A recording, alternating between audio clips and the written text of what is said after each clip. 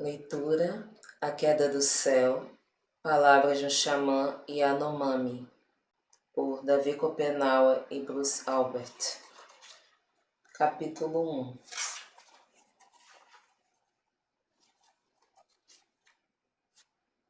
Desenhos de escrita. Sem que soubéssemos, forasteiros decidiram subir os rios e entraram em nossa floresta. Não sabíamos nada a seu respeito, nem sequer sabíamos porque queriam se aproximar de nós. Certo dia, chegaram até a nossa casa grande de Maracanã, no alto Totobi. Eu era bem pequeno. Quiseram me dar um nome, Yossi, mas achei-o muito feio e não aceitei. Soava como o nome de Ioassi, o irmão mau de Omama. Pensei que tal nome levaria os meus a zombarem de mim. Omama tinha muita sabedoria.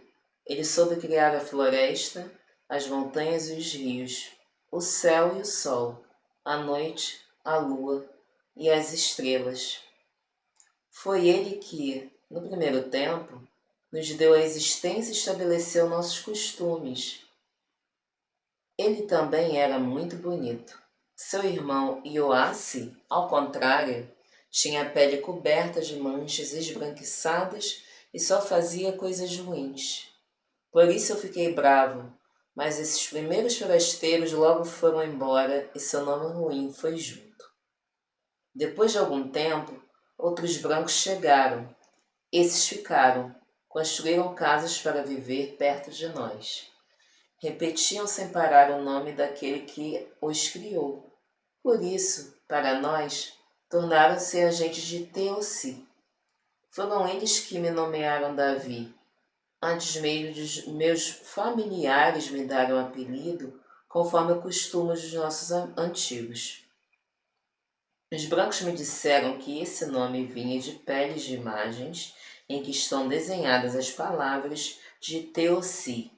É um nome claro que não se pode maltratar. Fiquei com ele desde então. Antes de os brancos aparecerem na floresta, distribuindo seus nomes a esmo, tínhamos os apelidos que nos davam nossos familiares. Porém, entre nós, não são nem as mães nem os pais que dão nome às crianças.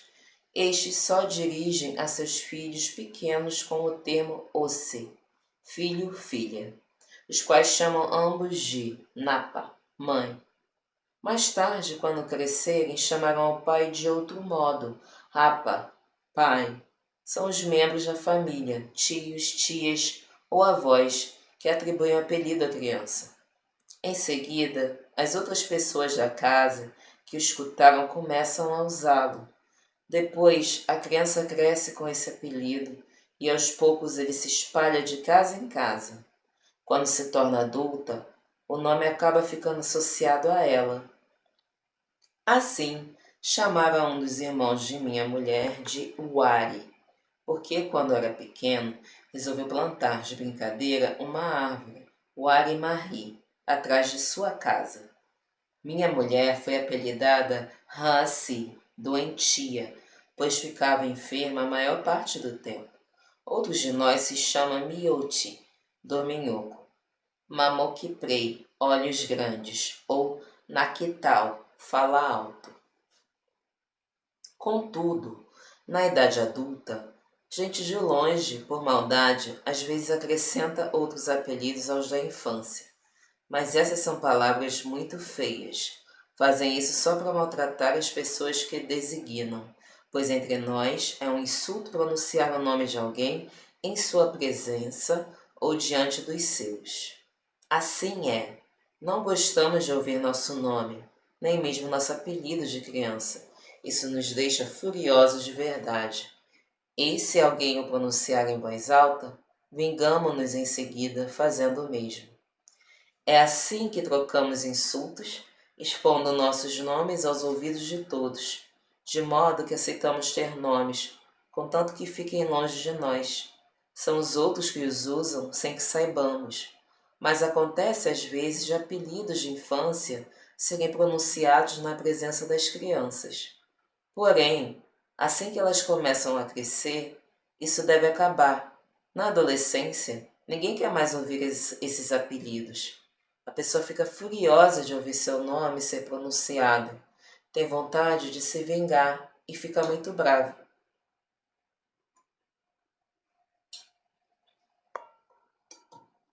Quando me tornei homem, outros brancos resolveram me dar um nome mais uma vez. Dessa vez era o pessoal da FUNAI. Começaram a me chamar de Davi Chiriana, mas esse novo nome não me agradou. Chiriana é como são chamados os Yanomami que vivem no rio Uraricá, muito distante de onde eu nasci. Eu não sou um chiriana, minha língua é diferente da dos que vivem naquele rio. Apesar disso, tive de mantê-lo. Tive inclusive de aprender a desenhá-lo quando fui trabalhar para os brancos, porque já o tinham desenhado numa pele de papel. Pele de papel é como ele se refere ao livro, ao papel, tá, gente? Meu último nome, Copenaua, veio a mim muito mais tarde, quando me tornei mesmo um homem. Esse é o verdadeiro nome Yanomami. Não é nem nome de criança, nem um apelido que outros me deram.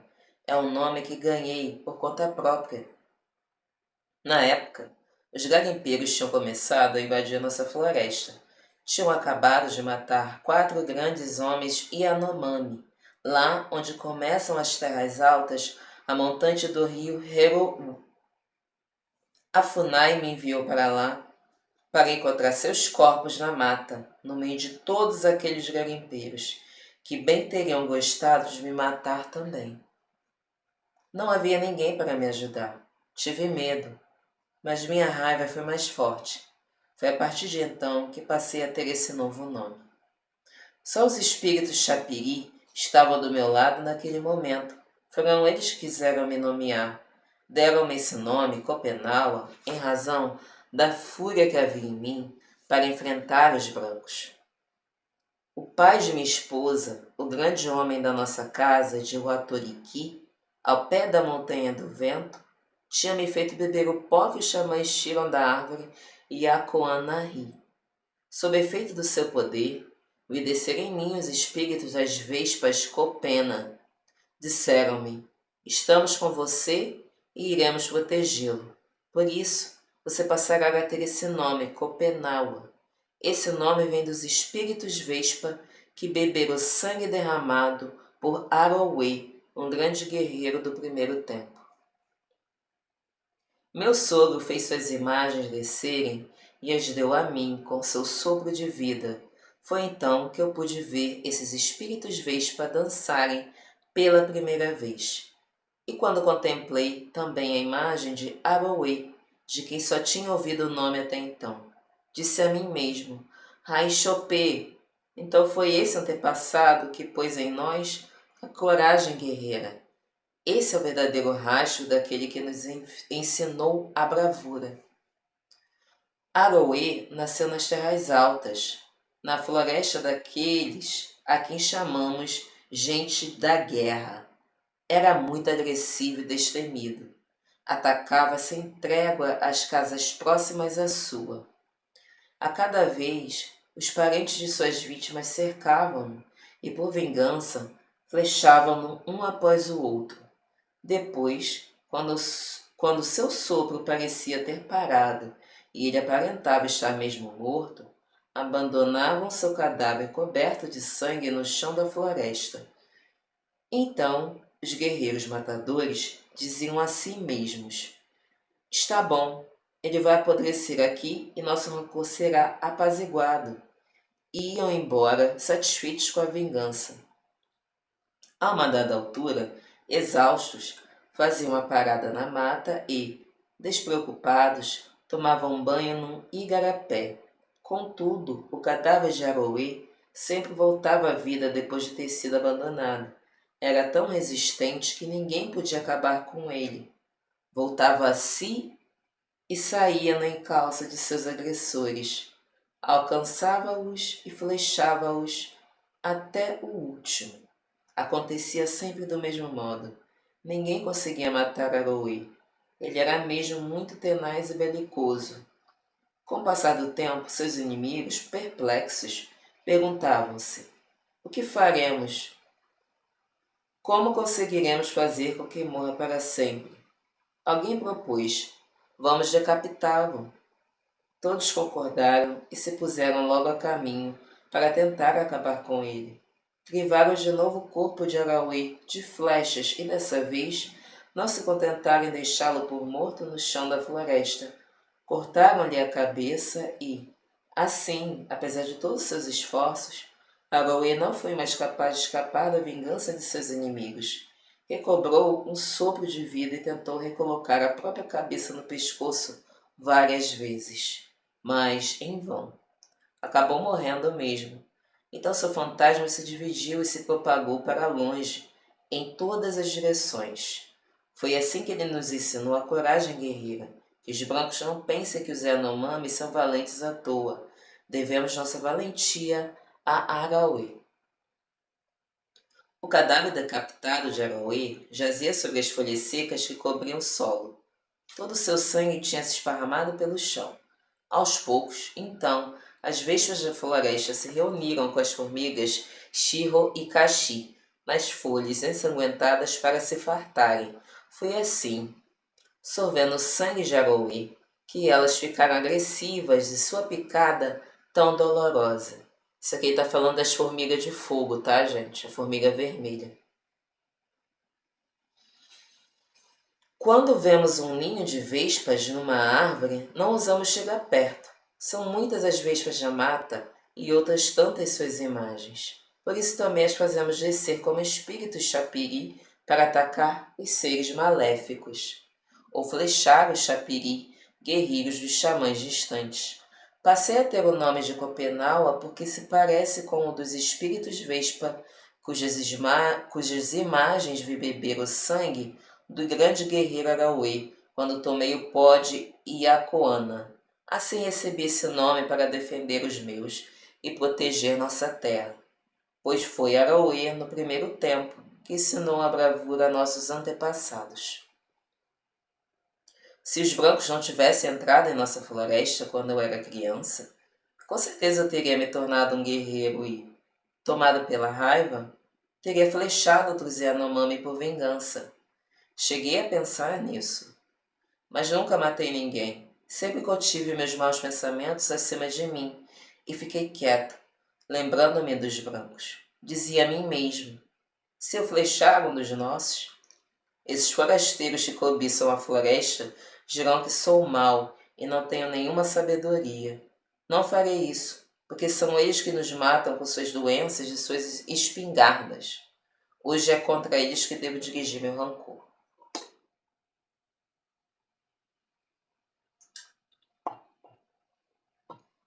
Assim, pouco a pouco, meu nome foi ficando mais longo.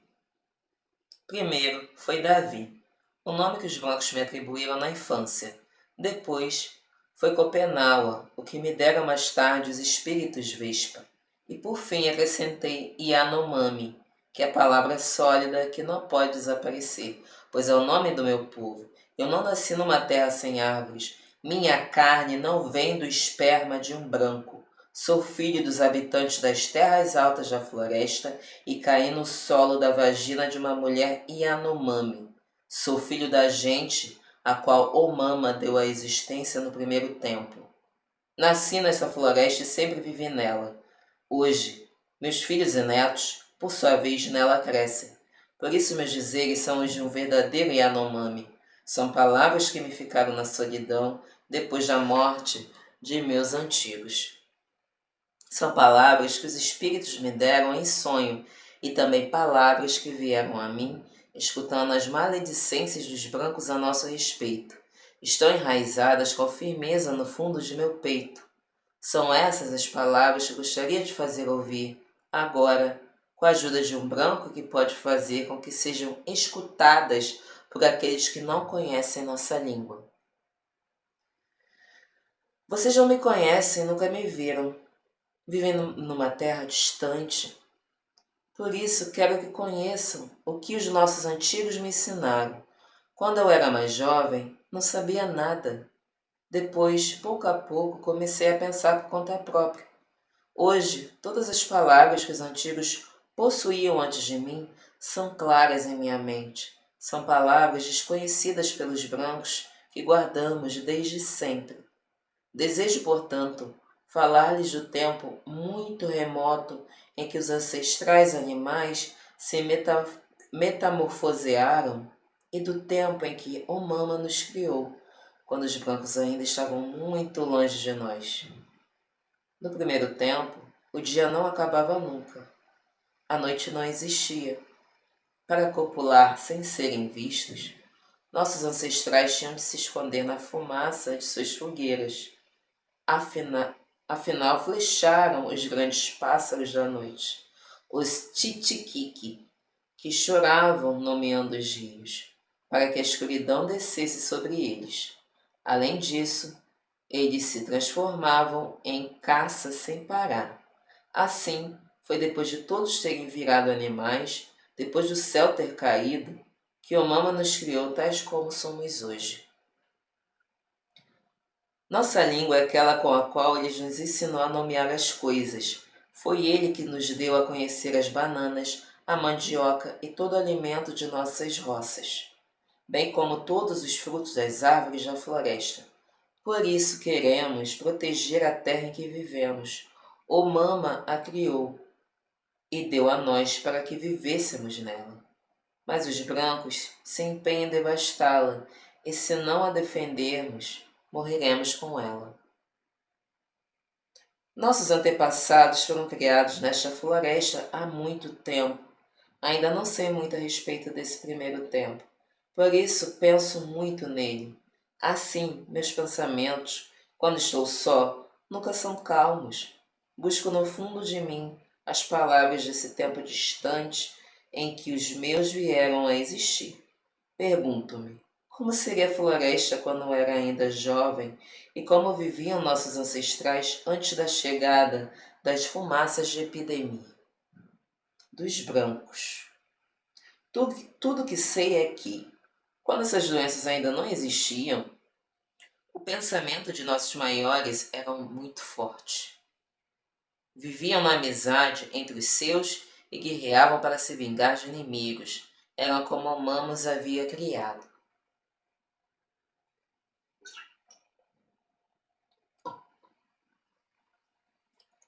Hoje, os brancos acham que deveríamos imitá-los em tudo, mas não é o que queremos. Eu aprendi a conhecer seus costumes desde a minha infância e falo um pouco a sua língua, mas não quero de modo algum ser um deles. A meu ver, só poderemos nos tornar brancos no dia em que eles mesmos se transformarem em Yanomami. Sei também que se formos viver em suas cidades, seremos infelizes. Então, eles acabarão com a floresta e nunca mais deixarão nenhum lugar onde possamos viver longe deles. Não poderemos mais caçar, nem plantar nada. Nossos filhos vão passar fome. Quando penso em tudo isso, fico tomado de tristeza e de raiva. Os brancos se dizem inteligentes. Não somos menos. Nossos pensamentos se expandem em todas as direções e nossas palavras são antigas e muitas. Elas vêm de nossos antepassados, porém não precisamos, como os brancos, de peles de imagens para impedi-las de fugir da nossa mente.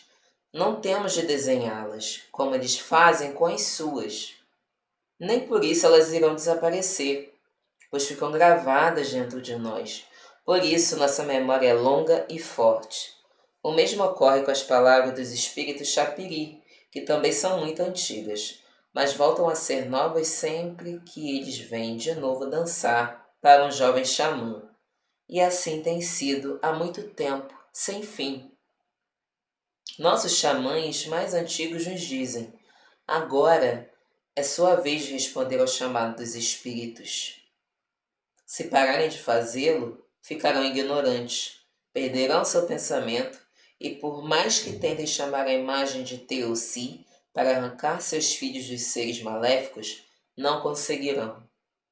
As palavras de Omama e as do Chapiri são as que prefiro. Essas são as minhas de verdade. Nunca irei rejeitá-las. O pensamento dos brancos é outro. Sua memória é engenhosa, mas está enredada em palavras esfumaçadas e obscuras.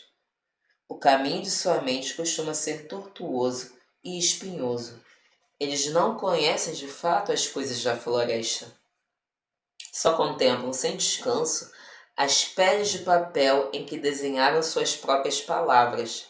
Se não seguirem seu traçado, seu pensamento perde o rumo.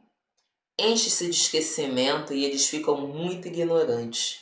Seus dizeres são diferentes dos nossos. Nossos antepassados não possuíam peles de imagens e nelas não escreveram leis. Suas únicas palavras eram as que pronunciavam suas bocas e eles não as desenhavam, de modo que elas jamais se distanciavam deles. Por isso, os brancos as desconhecem desde sempre. Eu não aprendi a pensar as coisas da floresta fixando os olhos em peles de papel. Vi-as de verdade, bebendo o sopro de vida de meus antigos com o pó de Iacoana, que me deram. Foi desse modo que me transmitiram também o sopro dos espíritos, que agora multiplicam minhas palavras e estendem meu pensamento em todas as direções. Não sou um ancião e ainda sei pouco. Entretanto, para que minhas palavras sejam ouvidas longe da floresta, fiz com que fossem desenhadas na língua dos brancos. Isso aqui é muito forte, gente.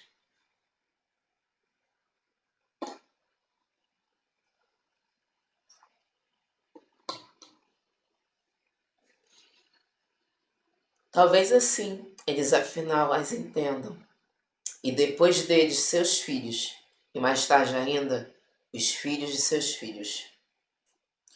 Desse modo, suas ideias a nosso respeito deixarão de ser tão sombrias e distorcidas e talvez até percam a vontade de nos destruir. Se isso ocorrer, os nossos não mais morrerão em silêncio, ignorados por todos, como jabutis escondidos no chão da floresta. A imagem de Omama disse a nossos antepassados: vocês viverão nessa floresta que criei, comam os frutos de suas árvores e caçem seus animais. Abram roças para plantar bananeiras, mandioca e cana-de-açúcar.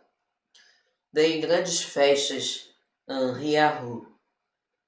Convidem uns aos outros de diferentes casas, cantem e ofereçam muito alimento a seus convidados. Não disse a eles: abandonem a floresta e entreguem-na aos brancos para que a desmatem, escavem seu solo e sujem seus rios. Por isso, quero mandar minha palavra para longe. Elas vêm dos espíritos que me acompanham, não são imitações de peles de imagens que olhei. Estão bem fundo em mim. Faz muito tempo que Omama e nossos ancestrais as depositaram em nosso pensamento e desde então nós as temos guardado. Elas não podem acabar. Se as escutarem com atenção, talvez os brancos parem de achar que somos estúpidos. Talvez compreendam que é seu próprio pensamento que é confuso e obscuro, pois na cidade ouvem apenas o ruído de seus aviões, carros, rádios, televisores e máquinas. Por isso suas ideias costumam ser obstruídas e enfumaçadas. Eles dormem sem sonhos, como machados largados no chão de uma casa. Enquanto isso, no silêncio da floresta, nós, xamãs, bebemos o pó das árvores e a coana ri, que é o alimento do chapiri. Estes então levam nossa imagem para o tempo do sonho. Por isso somos capazes de ouvir seus cantos e contemplar suas danças de apresentação enquanto dormimos. Esta é a nossa escola, onde aprendemos as coisas de verdade.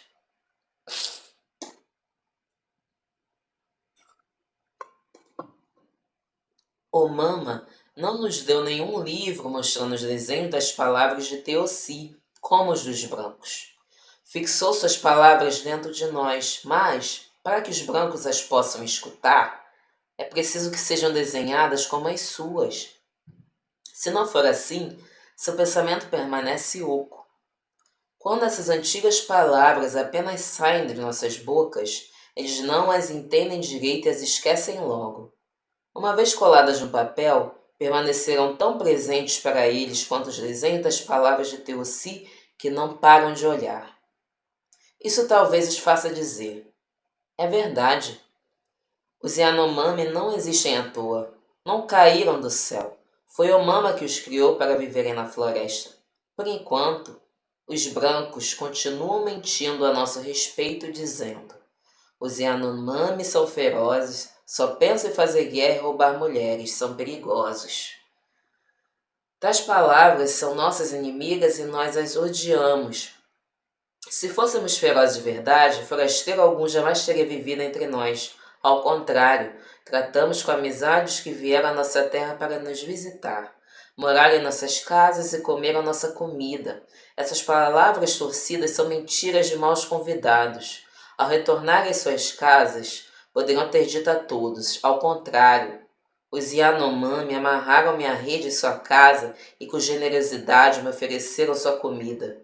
Que vivam na floresta como seus antepassados antes deles. Que seus filhos sejam muitos e sempre saudáveis. Que continuem caçando, dando festas, riahu e fazendo dançar seus espíritos chapiri. Em vez disso, nossas palavras foram heredadas numa língua de fantasma, cujos desenhos tortos se espalharam entre os brancos por toda parte e acabaram voltando para nós. Foi doloroso e revoltante para nós, pois tornaram-se palavras de ignorância. Não queremos mais ouvir essas velhas palavras a nosso respeito. Pertence aos maus pensamentos dos brancos. Tampouco quero ouvi-lo repetir. As palavras dos Yanomami para defender a floresta são mentira. Ela logo estará vazia. Eles são poucos e vão todos virar brancos. Por isso, quero fazer com que essas palavras ruins sejam esquecidas e substituídas pelas minhas, que são novas e direitas. Ao escutá-las, os brancos não poderão mais pensar que somos como seres maléficos ou caçando a floresta. Quando seus olhares acompanharem o traçado de minhas palavras, vocês saberão que estamos ainda vivos, pois a imagem de Omama nos protege. Então poderão pensar: eis aí belas palavras. Os Yanomami continuam vivendo na floresta como seus antepassados. Residem em grandes malocas, onde dormem em suas redes, perto de suas fogueiras. Comem banana e mandioca de suas roças. Flecham os animais da floresta e pescam peixes em seus rios. Preferem sua comida aos alimentos mofados dos brancos, fechados em caixinhas de ferro ou estojos de plástico. Convidam uns aos outros de casas diferentes para dançar durante suas grandes festas riahu. Fazem descer seus espíritos chapiri, falam sua própria língua. Seus cabelos e olhos continuam semelhantes ao de Omama.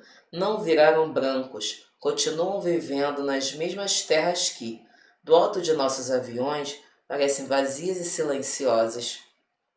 Nossos pais já causaram a morte de muitos de seus maiores. Não devemos continuar nesse mau caminho. Longe de nossa floresta, há muitos outros povos além de nós. Contudo, nenhum deles tem um nome semelhante ao nosso.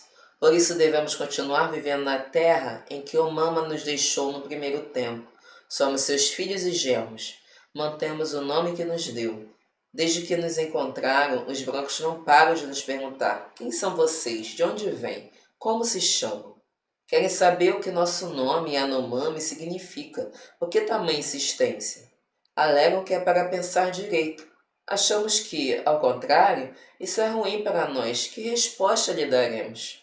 Queremos proteger nosso nome. Não nos agrada repeti-lo à torta direito. Seria maltratar a imagem de Omama. Não é assim que falamos. Por isso, ninguém quer responder às suas perguntas. Somos habitantes da floresta. Nossos ancestrais habitavam as nascentes dos rios muito antes dos meus pais nascerem e muito antes do nascimento dos antepassados dos brancos. Antigamente, éramos realmente muitos e nossas casas eram muito grandes. Depois, muitos dos nossos morreram quando chegaram esses forasteiros com suas fumaças de epidemia e suas espingardas. Ficamos tristes e sentimos a raiva do luto, demasiadas vezes no passado. Às vezes, até tememos que os brancos queiram acabar conosco. Porém, a despeito de tudo isso, depois de chorar muito e de pôr as cinzas de nossos mortos em esquecimento, podemos ainda viver felizes. Sabemos que os mortos vão se juntar aos fantasmas dos nossos antepassados nas costas do céu, onde a caça é abundante e as festas não acabam. Por isso, apesar de todos esses lutos e prantos, nossos pensamentos acabam se acalmando. Somos capazes de caçar e de trabalhar de novo em nossas roças. Podemos recomeçar a viajar pela floresta e a fazer amizade com as pessoas de outras casas. E começamos a rir com nossos filhos, a cantar em nossas festas de Yahoo e a fazer dançar os nossos espíritos chapiri. Sabemos que eles permanecem ao nosso lado na floresta e continuam mantendo o céu no lugar. Fim do capítulo 1, A Queda do Céu. Davi Copenau.